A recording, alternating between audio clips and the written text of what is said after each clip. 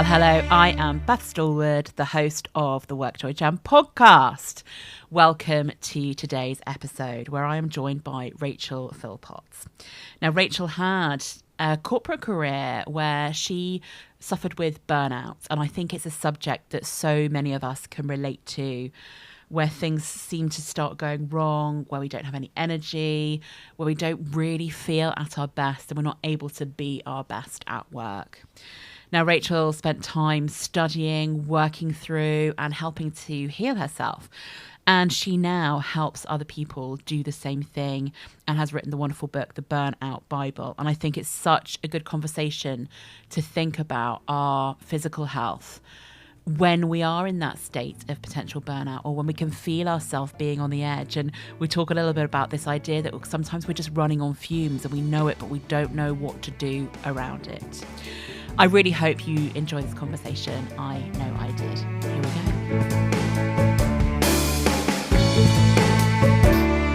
Well, welcome to the WorkJoy Jam podcast. I am so delighted today to be joined by Rachel Philpotts. And as usual, rather than me introducing Rachel, I always think it's really nice for our guests to introduce themselves. So Rachel, let me hand over to you. Tell our lovely audience who you are and what you do. Thank you so much, Beth. It's really a pleasure to be here. I'm Rachel. I'm a nutritionist and a functional medicine practitioner. I specialise in stress and mental well-being. So we help our clients utilising root cause health testing and ultra-personalised health programmes. I'm also an author. I wrote the Burnout Bible, How to Tackle Fatigue and Emotional Overwhelm Naturally. Amazing. And before we go too deeply into things, I understand what a nutritionist is. I know. And then you say things like functional health practitioner. And I go, I'm going to need more information. And I think maybe quite a lot of our audience do, because I think it's a part of the kind of health and well-being world that people don't understand very well. So can you tell us a little bit more about what that actually is? Yes, of course. So yeah, I do often get blank looks when I say, "Oh yes, I run a functional medicine clinic," and they go, "What's that?" So functional medicine is essentially based on two principles. The first being, if all of our bodily systems were in balance of one another and functioning optimally, then we wouldn't see signs and symptoms of disease. And the second principle is that we are all different and we're all unique. So what brings one person to burnout or anxiety or whatever health condition they've got will be different from the next person. So functional medicine brings those two principles together and really focuses on working with the individual. So it's slightly different from the traditional model, which looks at treating disease and will treat everybody the same, whatever disease label they've got. We look at the individual, and it's also a natural approach. So it's how can we make dietary lifestyle changes, perhaps utilize supplements and things like that to help people to reverse their symptoms, whatever they're experiencing. Hope that makes sense. Yeah, it does. It totally does. And I think it's really good to know what that's about so that I can then ask you questions that are in the right direction. Okay. And it sounds fascinating, kind of this idea of the personalized stuff, because it's very different from how people may have experienced kind of health previously. And I do really, really want to talk about burnout when we go through, because I think it's a big symptom when people don't get enough work joy that burnout can. Yeah, absolutely. So I'm like, oh, let's look at how these two things and the T's combine. But before we go into some of that stuff, because I have about a million questions in my head, I'm going to have to pick so that we're not too long. But Okay. Is how did you get to be a nutritionist and functional medicine specialist? Yeah, well, it was kind of like most people when they tell their story, I'm sure. It's one of those like roundabout journeys. It didn't come direct. So They never do. No, they never do. So before I became a nutritionist, I actually had a really nice commercial career. I worked in several different industries, in the financial sector, utilities, nuclear industry, and even the civil service. And I had a variety of procurement and category management type roles. I travelled a lot. I've lived in the Netherlands for about 2 years of my career. I worked across the border in Germany and basically climbed that kind of corporate ladder and enjoyed relative success. the last role that I had, I was working for the commercial branch of the Cabinet Office. So I was up and down to London most weeks. It was a really exciting job. I kind of, in the heart of things, influencing like national spending policy, preparing ministers' briefings. I even represented the Crown at one point as an expert witness in a court case, which was like unreal. And like when I think about it now, I'm thinking, wow, did I do that? And it was great. And in some ways, I look back at that and think that was a really exciting time in my career. But ultimately, it also led to my burnout. So basically, I experienced burnout myself. I was quite poorly for 6 months. It was a pretty dark time in my life, but it also prompted the change. So it was during that time where I was kind of enforced to look after myself, if you like, and I discovered this concept of functional medicine and nutritional therapy, and I started to help myself. And I understood firsthand the impact that could have. And I felt really inspired because, like most people, I'd left uni the first time, gone and done a temp job, ended up in procurement, and stayed there. And I actually thought this would be great if I could actually choose to do something that I actually really enjoy and feel passionate about. So I left that career and went back, retrained, immersed myself in all this nutrition science, biochemistry, all this stuff that I never thought I would like get involved with, and absolutely loved it. Popped out the other side, and now, I'm helping basically people like me 10 years ago to hopefully not get to that point that I got to in my career. And then I guess it was then right, wanting to help more people and seeing how effective that was. That's when I decided to write the book, basically to put as much of that information into something that was accessible to people. Amazing. It's such an interesting story, and every story is slightly different, yet this whole, you experience something that you find a solution to, and then create a whole new career, business out of the deep personal experience that you have had to help more people, is such an interesting one. And to make, it's a massive difference, isn't it, in terms of the career you were in to the career that you're in now. Yet so many of us do kind of do that, go to university, get a temp job, see where it leads you, find yourself in something. And then the ability to be able to change your career and to change what you do. I speak to a lot of people who get kind of scared that they can't step out of the things that they've done forever. But you're a great example of someone who has. And it isn't easy. And I think that, it's unfortunate for me that I did have to become so unwell to kind of gain that clarity. But I think, absolutely it is possible. And I think, like with anything, you always have a choice. It's just that you may not realize that sometimes. And remembering you have a choice, but the choice might be that you have to go and retrain, and that takes time and investment and energy and learning a whole new topic. I mean, you said the words biochemistry and my insides went, that sounds really scary. That is your insides. It is my insides going, that sounds really scary. Because like science when I was at school was not my number one subject. I mean, that's a really polite way of putting it. I was rubbish at it. So, anything when I look at it now and I go, some of the things that I might want to go and train in, and I get really scared whenever anyone mentions science. But we carry a lot of that kind of stuff with us, don't we, as we go through life? I couldn't believe that. I was like, I can't believe I'm actually doing some of this. And like, I needed to convert as well because my original degree was in law. And I wanted to study this master's in nutrition. So they were like, well, you need to do a conversion course first. So it was like going back to school. And I was like, they were like, right, do biology and chemistry. And then it was physiology. And I was like, wow, like, but then I actually enjoyed it so much more now compared to them, because it like anything when you're studying in school, you can't quite connect the dots between what you're learning at the time to what that's going to actually mean. But then this time around, it's like, oh, okay, this now makes sense. And so it was a lot more enjoyable. Because it's leading to the thing that you really want. Like your goal is bigger, your purpose is bigger than I have to pass this exam to be able to get my things to be able to do whatever might be next. So fascinating. I love that it was really interesting as well. And that deep sense of personal understanding that you want to help other people is such a great motivator for working through some of that hard stuff, I can imagine.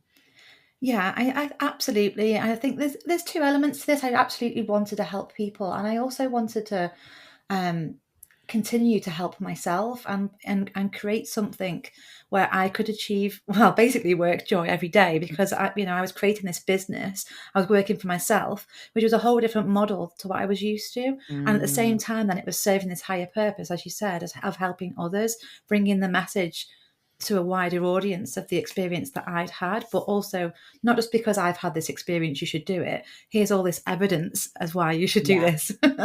Like you've actually done the work behind it as well, not just saying. And actually, that's an interesting point, because what you talked about is kind of doing like deeply personalized health stuff. I'm going to say health stuff, and I'll mean the whole thing. You can do the proper work. But deeply personalized health stuff means what worked for you probably wouldn't work for me, or might not work for somebody else. Exactly. And that's the whole principle of it. And that's often why we take, everyone's been on a different journey. So we need to meet that person where they're at, and their life experience will have changed, will have influenced how they've come to where they are now. And at the same time, we mentioned the word biochemistry, but actually, doing some of the tests that we do helps kind of illuminate what that actually is. So for one person, it may be an imbalance in the thyroid, or for another, it might be an imbalance in nutrient levels or a deficiency. Another person might be issues in the gut, and they've all got that same kind of collection of symptoms that are burnout, the fatigue, the low mood. But for that individual, the root cause is different to the root cause that it was for me, and that's why it has to be personalized, and there isn't this one magic wand or one size fits all. Yeah, for sure. And I think let's go on to the burnout topic while we've got there, because burnout is such a, I'm going to say, overused word. Yeah. And I think there's probably also lots of different definitions of what burnout really is. Yeah. And I'd love to know from you, how would you define burnout to start with? And then let's go to maybe how could we avoid getting there? Because that would be a good place to go. Absolutely. I know that you didn't quite manage it, but you managed to recover from it. Yes. So there's kind of a, how do we stop getting there, and what do we do if we think we're in that zone, and how can we help ourselves?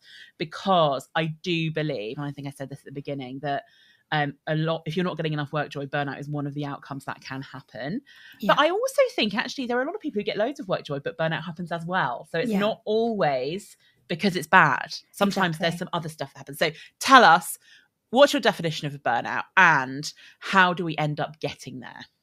So I would say that you're right. Burnout is quite hard to define. And certainly when I was looking for this kind of elusive definition, it wasn't easy. So most of us think of burnout as, occupational exhaustion, or that end state that comes from a prolonged period of chronic stress. There's one definition that describes burnout as a pervasive mental health problem in the workforce, which I quite liked as well. So lots of different definitions there. But basically, burnout is this collection of symptoms where we see fatigue, overwhelm, and also a reduced performance level as well. So I think it's really important with burnout, we're thinking about this, a stress-related mood disorder, and burnout isn't actually a medically recognised condition. So if you put burnout into the NHS website, for example, you wouldn't necessarily pop out with an answer. So then we start thinking of things like anxiety and depression, and how do we distinguish burnout from those things? And generally, the distinction is that occupational element to it. So you can become anxious and depressed because of work, but you can also become anxious and depressed because of other things.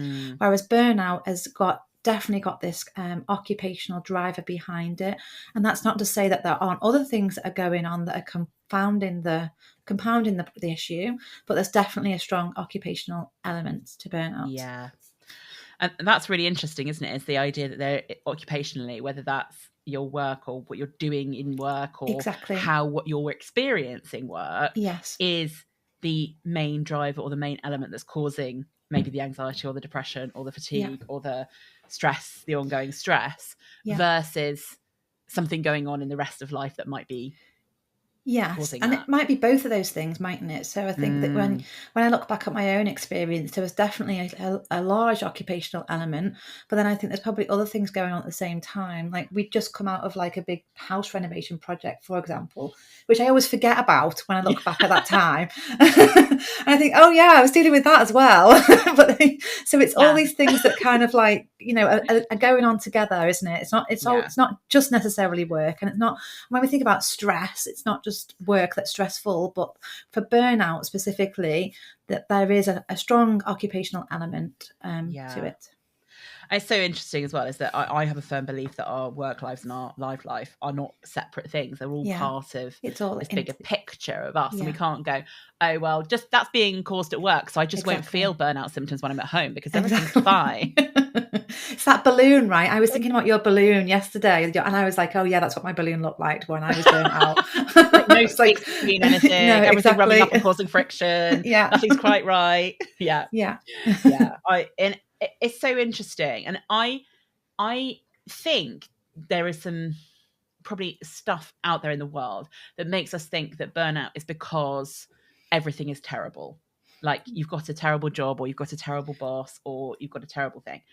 But I actually think burnout can be caused by more than just things being bad, right? So what are some of the things that maybe you've experienced yourself, or that you see in some of your patients, or that you know from your research, are the things that can lead us down that path? Yeah. So the common denominator is definitely stress, and stress has such wide-reaching impact on our body and the way that we are able to function. But that then links in with lots of other things that are going on behind the scenes that could be causing burnout at a physical level. So, for example, we might see imbalances in brain chemistry that help us to the chemicals that help us to focus or help us to feel happy or joy, or help us to feel motivated. So they can become out of balance as a result of stress. That can be one cause. We could also be looking at things like changes in a huge hormonal element here. So cortisol, our stress hormone, can absolutely become imbalanced as a result of burnout, and it can become different levels of different pictures of balance occur at different stages of burnout. So when we're very stressed, we often see high levels of cortisol because we're producing a lot. But then when we're kind of at the end state, we might actually not be able to produce enough. So depending on whether someone's in a high cortisol state or a low cortisol state would also determine the support that we gave them. So that's one big driver. And then cascading down from that, then there are lots of other hormones in the body, like our metabolic hormones, like insulin or our thyroid hormone. They can also be impacted.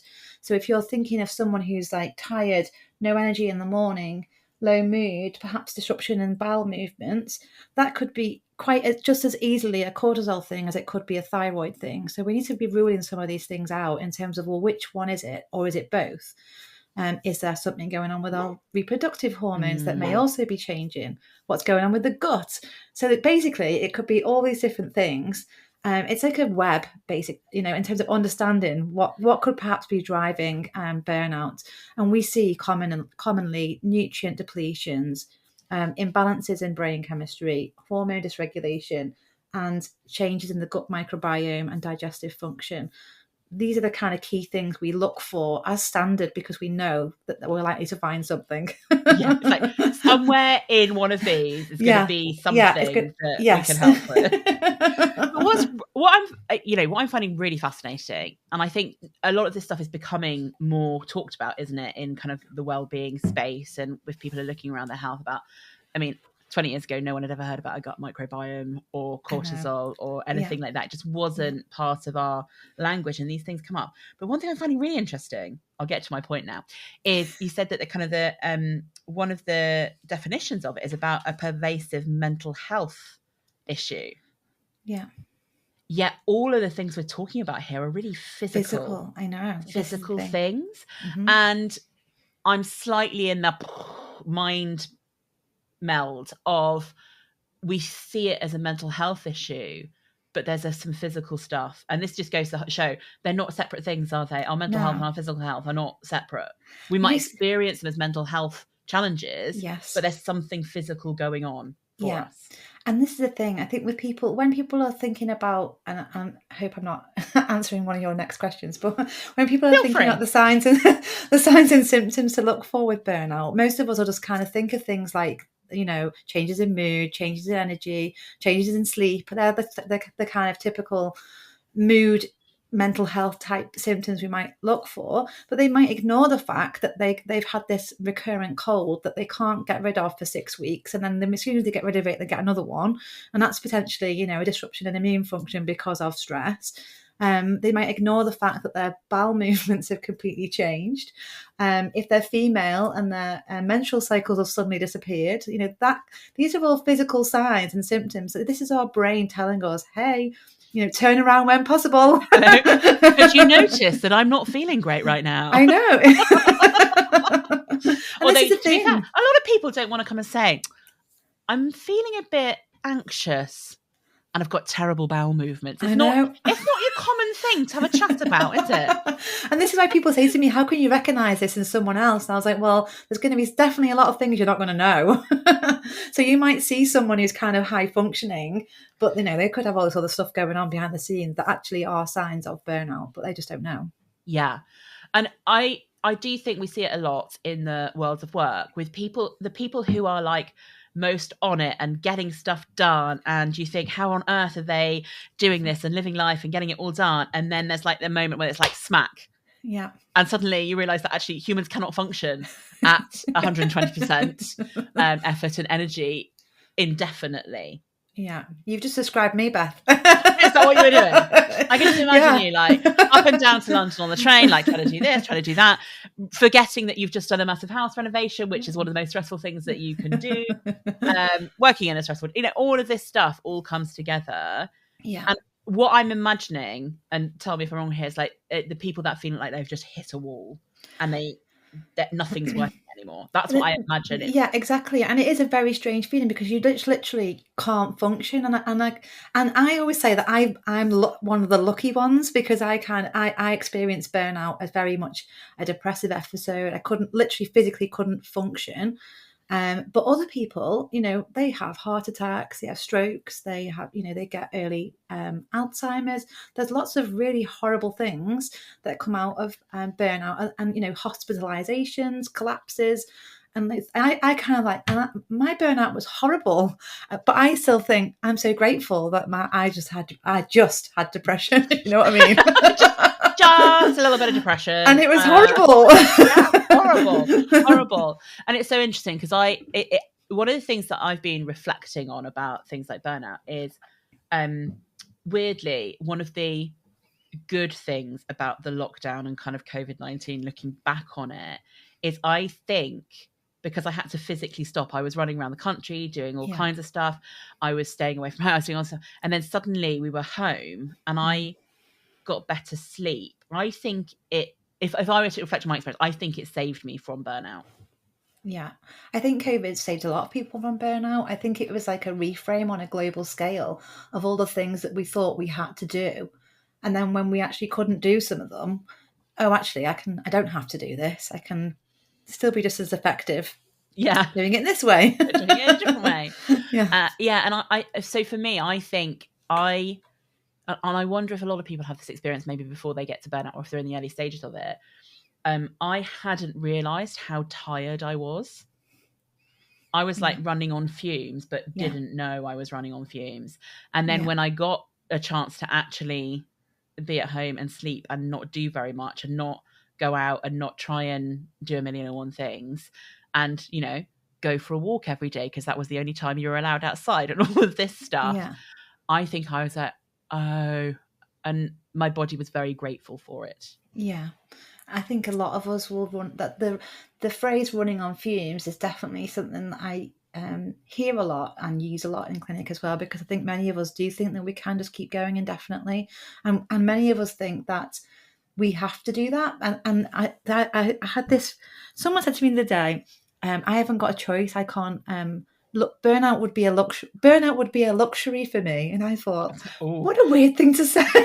But I also thought that's the person that's carrying on fumes at the moment, because they don't realise that actually they're going towards the cliff. And you know, if you don't turn around, once you're over the cliff, you can't do anything then. And I think that's why people think, stopping right now, resting would be, is a luxury to have. And it's almost like, I think it's just a strange way of thinking when you think, well, actually, yeah, but if you don't, then you haven't got a choice when you've gone over the cliff, have you? So no, and kind of what there is a phrase, isn't there? It's like, you can choose to rest, or your body will choose for you. Exactly. Yeah. Yeah, it will literally shut down until and it does shut down. And I think I did feel a bit like, oh, you obviously haven't experienced this, and I don't want it for you, but I just think, oh yeah, that is where there's a classic thing that people say when they're in that kind of almost at it point, when you think, oh no, turn around now. Yeah, stop. Let me help you. Yeah. Help you now.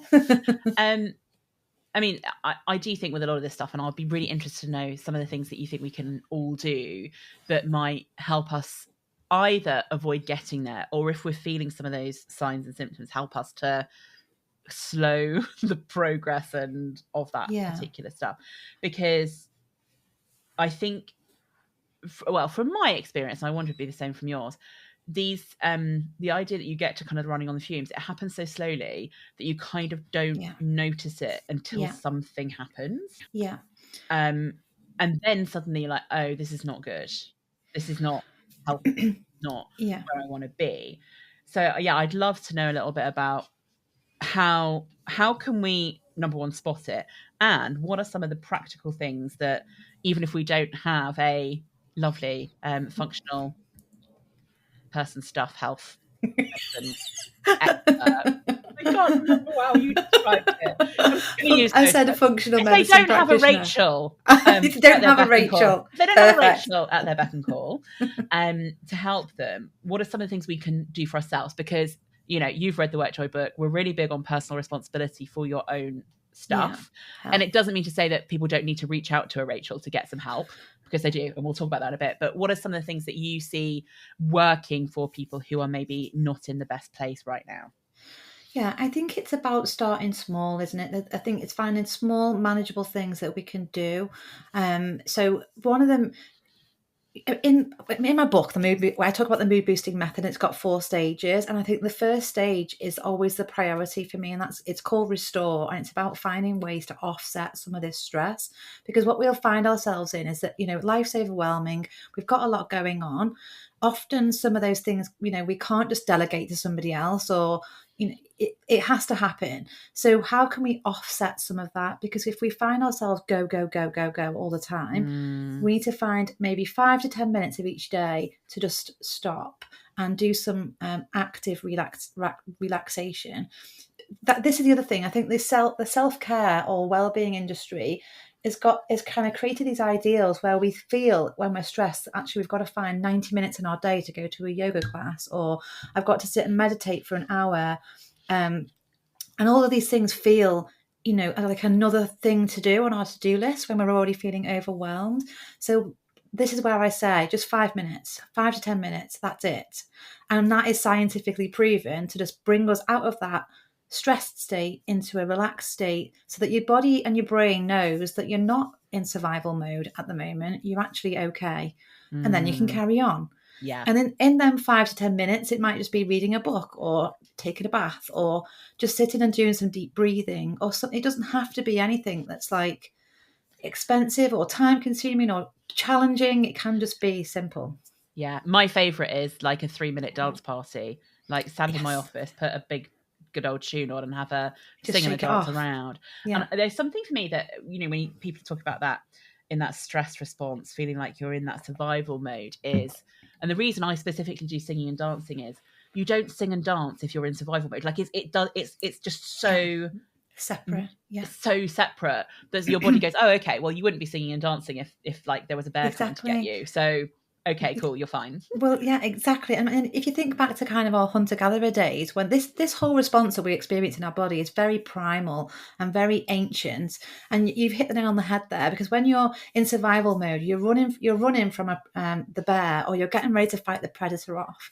Yeah. And let's say let's hope you succeed in that. The next thing you do is go back to the tribe and celebrate the fact that that that's we when you survived, dance. and that's when you're doing your dancing around the fire. So exactly, this is the thing. It's like great. And singing as well activates the vagus nerve, which is the main connector between the brain and the gut. It's a brilliant signal to kind of let us know that everything's well and normal service can resume in the body. So I love that. I love that, Beth.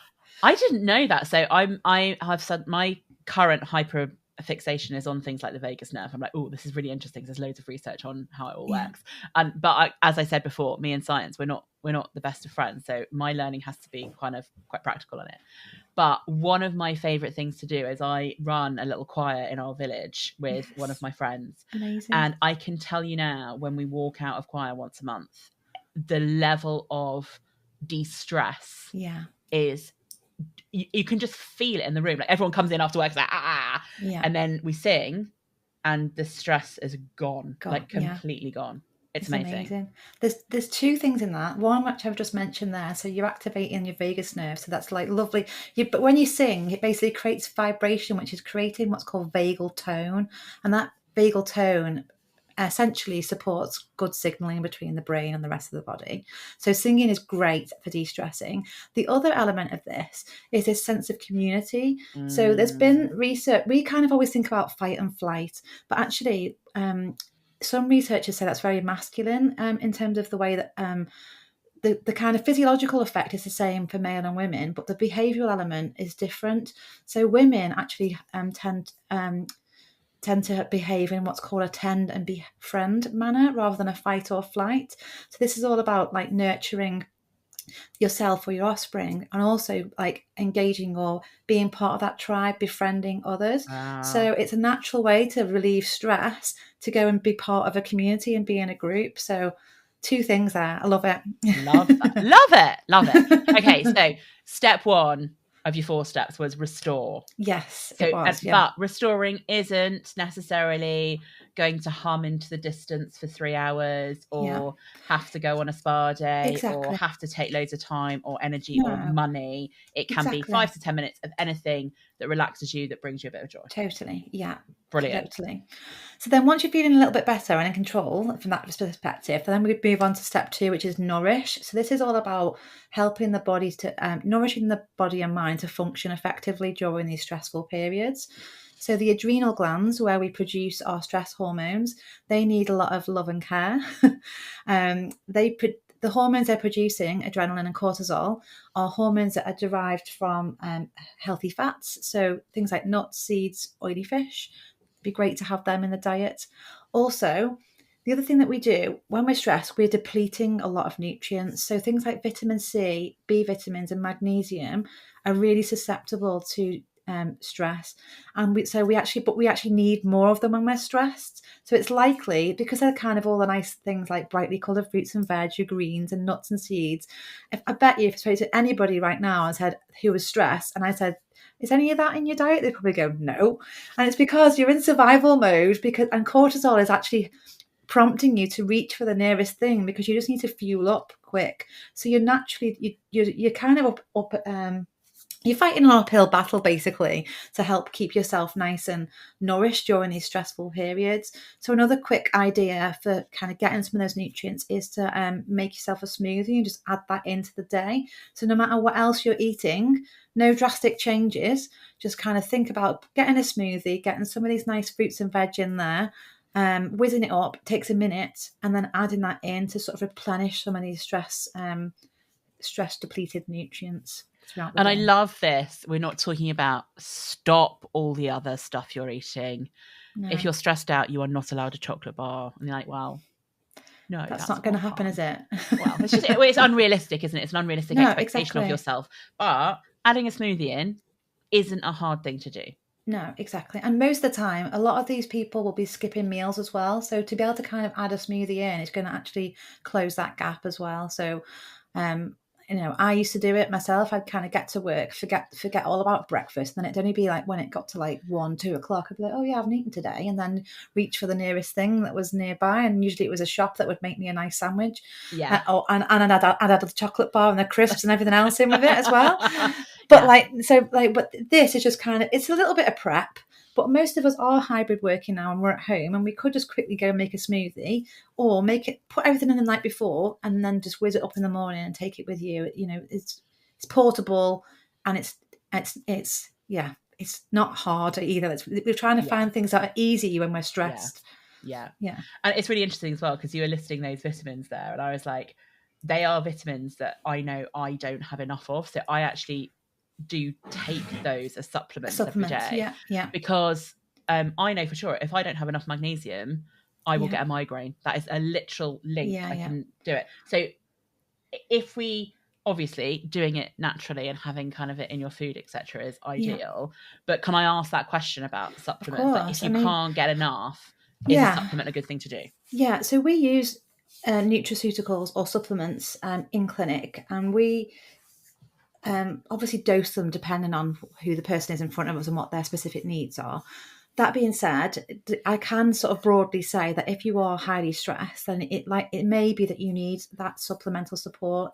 So thinking about a high strength vitamin C supplement would be a good idea, and split dosing that so that you have one in the morning and one in the evening, because you want to kind of sustain that throughout a 24-hour period. You're looking for something around between 500 and 1,000 milligrams, which is quite a high level. And then again, B vitamins work in conjunction with each other, and it's absolutely something you might want to consider. Again, B vitamins are something you want to take in the morning because they can be quite stimulatory. So don't take them at night or in the afternoon, because it might stop you from going to sleep. Yeah. Magnesium is the opposite. So I would say for magnesium, that's a really nice one to take of an evening before bed. And again, there are different forms that do different things. Magnesium glycinate tends to be one that's usually well tolerated. So that could be quite a nice one to have in an evening before bed. Or you mentioned migraine there. So magnesium malate is quite nice for pain, as if you're kind of experiencing headaches, that kind of thing. But always have an evening. The other thing with magnesium is you can get it through the skin. So if you don't want to buy supplements, the supplement industry is unregulated, and you have to really be careful what you buy out there. So it's hard we use clinical grade type supplements that are, not necessarily available in the supermarkets, let's say. Yeah. But just when you're looking at the supplements, just check that, what's in there, that it should just be the main ingredients, and you don't want any other lots of additives and nasties. But what I was saying was you can get magnesium through the skin. So if you are taking a bath as your restorative exercise, you could put some Epsom salts into that bath. And that would be a lovely way to absorb some magnesium and relax. So again, that's inexpensive. So great. Yeah. And you just chuck it in and it's... Yeah, lovely. Very nice.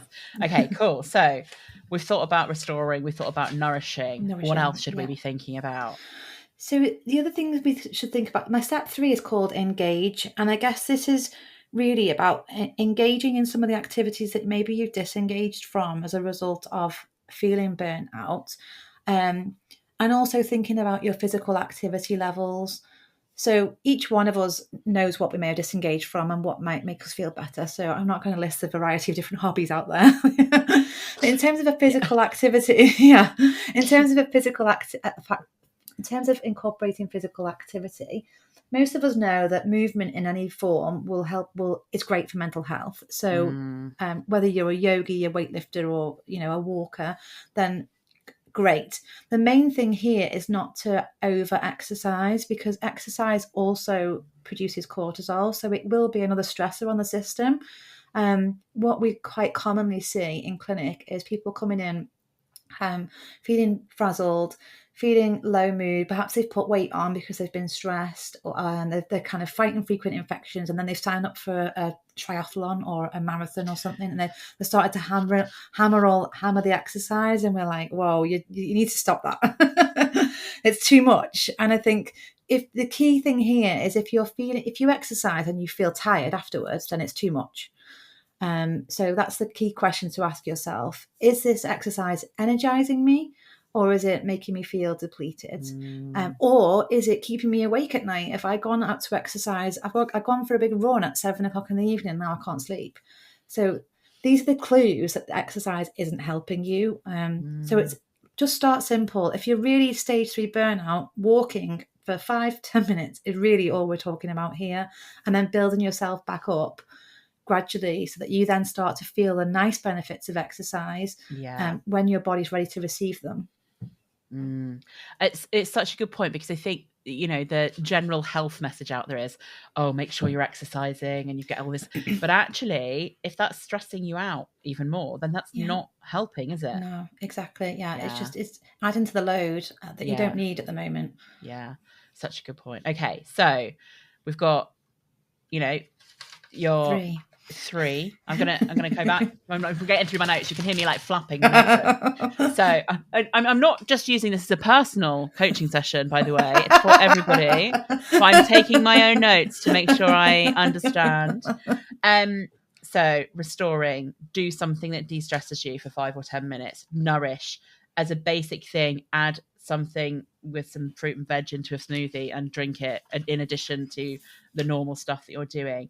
And get outside and do a walk or do a little bit of exercise that doesn't make you feel more stressed, but makes you feel better. Yeah, right. Absolutely. What was step 4? 4. So I think you're going to like 4, Beth, because it's actually quite similar to some of the things that you talk about. So step 4 is reframe. So this is probably, it is a bit of deeper work for individuals, and it's not the thing that we want to tackle straight away when we're burnt out, but often those limiting beliefs and that negative self-talk may have contributed to where we are today. And then we might want to start like unpicking some of that so that we don't, go back there again in the future. So yeah, it really is about thinking about what limiting beliefs have I got that aren't serving me, and what are the negative things that I might be saying to myself, and how can I change that language to something more positive? It's actually so interesting because I utilised this when I was reading your book and I was looking at one of your tools. I was like, that's really similar to what I say.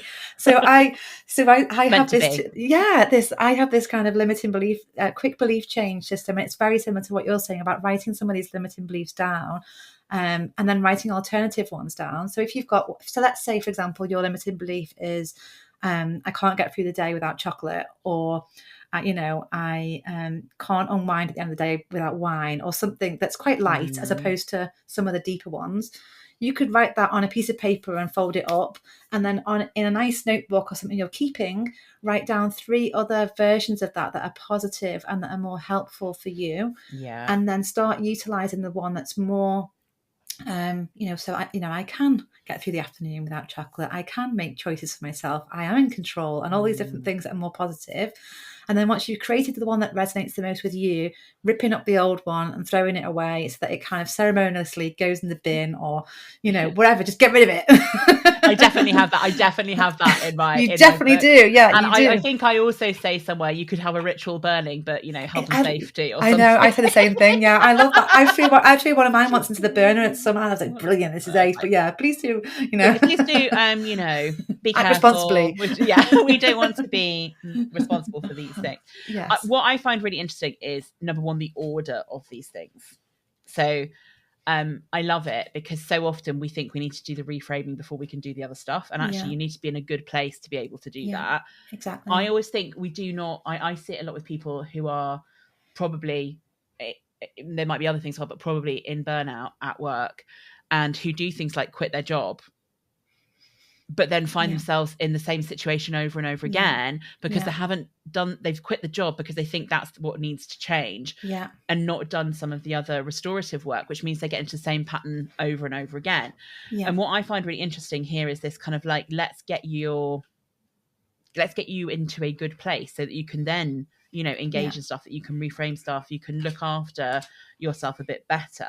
But I always think if you are in that, I love what you said about the whole kind of state of fight or flight, but actually maybe it feels different for different people. But if you are in that like highly, what would I call it, on edge, like not quite relaxed zone, wired maybe.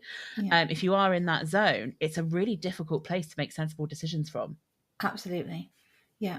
You can't. I don't, well, I'm sure you can, but like it's not as easy, and they may not be as effective as they would be if you were more rested and more nourished and feeling like you're able to engage in those decisions. Yeah. So that's where, I just think that like that's, and look, this is the kind of order that it happened to me as well. It took that I was poorly. I took some enforced rest. At the time, I was fighting like mad to get back into this career that I was, to repeat all these behaviours over and over again that I'd just done. I hated being off work, but it was kind of, I had to do it. And then I rested and I thought, okay. Because I kind of knew, I was like, I'm not looking after myself very well here. And then when I started to look after myself, I was like, oh yeah, I'm feeling better now. I'm starting to look after myself and feed myself nice foods. It's like shock and then horror. I started and then I start engaging a bit more. And then it's kind of comes to that last part where you start then doing the kind of work and you think, actually, what on earth am I doing here? Trying to get back to something that isn't serving me, and actually wouldn't it be better if I did this instead? Yeah. But I think it's so that you're right. So many people knee jerk, and it's not the right decision, because actually they were perfectly able to function in that job and it was the right thing for them to do, but something else has gone on. And then that's it. Then they've kind of throwing a grenade at the life. And the thing is, not all stress is bad for us, but that kind of chronic level of stress is the thing that if we can't ever get out of that, then that is a problem. But actually, we're designed to have stress and then to have moments of quiet and be able to balance all of that stuff. So, I mean, I always think the idea of trying to rid yourself from stress is ridiculous because you're not in control of everything. But trying to manage stress better is where a lot of these things can come in. Yeah. And well, stress saves your life at the end of the day. That's what it's there for. So we don't want to be stress-free. No, because then you won't notice when problems are happening. Exactly. So we're not trying to be stress-free. We're trying to manage it in a better way. Yeah. And maybe a more proactive way, and maybe a better understanding of ourselves and what we need as individuals kind of way. Yeah, totally. Awareness for sure. And then, management. And offsetting it if we can in some way to find that balance. Yeah. And I would talk about it in my world, be like, find so many people stop doing the things that bring them joy when they're stressed out. They literally just stop doing it. They stop engaging with their friends. They stop going out for lunch. They stop spending time doing any of their hobbies, and they literally do work and life. That's it. Yeah. They have nothing else involved in it. And again, trying to make good decisions, trying to look after yourself from that perspective is awful. So one of the things I just suggest to people is go and do one thing this week that brings you some joy and see where it leads you to. And it's like a similar thing. It's like you've got to kind of find something that allows you to get in a better physical, mental state. Yeah, totally. Oh, this is so interesting, but I'm really aware of time. So if it's all right with you, I'm going to bring us on to some quick fire questions. Yeah. Cool. Are you ready? I am ready. No, don't worry. They're nothing scary. I'm not going to ask you about biochemistry or physiology or anything like that. Like, which muscle is connected to your... No, none of that. Because I have no capability in that zone. Therefore, it wouldn't happen. So tell me, what book are you currently reading? So I'm actually reading I'm one of those people that's reading about 3 or 4 books at the same time. That's about 70% of my guess. Everyone's like, I've got this one and this one and this one. Tell us some of them. So from a business perspective, I'm reading this book called Profit First, which I absolutely love. It's a business book, and it can also be sort of applied to your own life. So loving that one. And then I'm also part of a book club, and we're reading a book called The Hummingbird. And I was going to look at the author's name, and I didn't do it in advance. I'm so sorry. We'll find it. He's Italian. The Hummingbird by an Italian author. We will find the proper thing and link to it in the show. But I'm enjoying it. It's quite good. So that's my nice resting book. Yeah. Brilliant. For you personally, Rachel, what is always guaranteed to bring you a little bit of work joy? We touched on this a little bit before when you said about your the dancing round. So there's 2 things. One, the first one is my team. The team are 8, and they're really proud of them, and the knowledge they've got just blows me away. So I love the fact that I'm now no longer working alone. I've got this integrated team that we're working together. That's ace. And then I also like a good tune to motivate me if my work joy dips.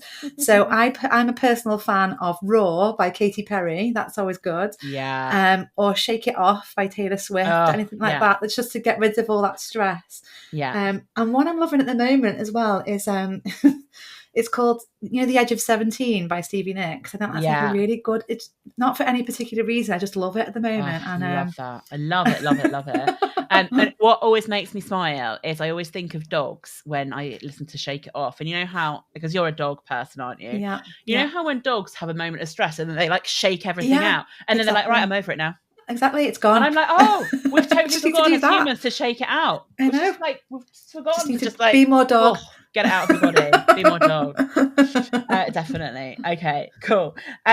So we obviously have been through quite a lot of practical stuff that people can do to stop themselves getting into the burnout world. But if you were to pick one practical thing that people who are listening could go and do today, tomorrow, etc., that was really easy, which one thing would you recommend for them? That they could go, I would just say eat a protein-rich breakfast every day. No matter what you do, start your day with a protein-rich breakfast. Your brain needs it to function, and there's all those lovely mood-supporting chemicals. Like I said, it doesn't have to be eggs or anything like that. You can make your smoothie protein-rich. So yeah, protein-rich breakfast. Yeah. And by the way, like protein rich anything is basically all that's on Instagram with recipes and stuff, isn't it? So you're not going to be short of something protein rich. You can find something that will work for you. Yeah. I personally love an egg, so I would go for an egg for things, but it's not everyone's cup of tea. Yeah. Love that. And then finally, on the quick fire questions, where can people find out more about you and your work? Okay, so they can find out more about us on my website. So at www.read-nutrition.co.uk, there's actually some fabulous resources that will help people based on what we chatted about today. So they feature in the book. So there's things like the smoothie guide. So if you're unsure how to build yourself a nice protein-rich smoothie, there's you can download that. There's also the recipes from the Burnout Bible that you can download for free, and a lovely colourful guide. So yeah, we've also got a burnout quiz coming at some point. That's not there yet, but that sounds fun. You never know. By the time this is out, it might be out. So yeah, or follow us on Instagram or TikTok at re_nutrition. Excellent. And obviously buy the book if people are interested. Yes. Thanks, Beth. Good. That's a good plug. Why did I not think of saying that? Yeah. Like, the Burnout Bible. The Burnout Bible. I've got a copy right here. So yeah, thinking about, you've got loads of free resources, go and follow you on the Instagram. What we will do is we will put all of those links into the show notes as well, so people can go click straight on through. Rachel, it has been so lovely talking to you today. Is there anything that you wanted to say that I haven't asked you about before we finish off? No, I think you've covered everything, Beth. I've really enjoyed our conversation, so thanks for having me. You are very welcome. Thanks for being on the WorkJoy Jam.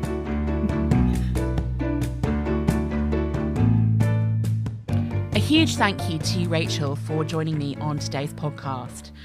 I am really thinking now a lot about these 4 areas that Rachel talked us through. First of all, the idea of starting small. I think anyone who's listened to this podcast before will know that I'm big on the idea of doing something small to help us every day.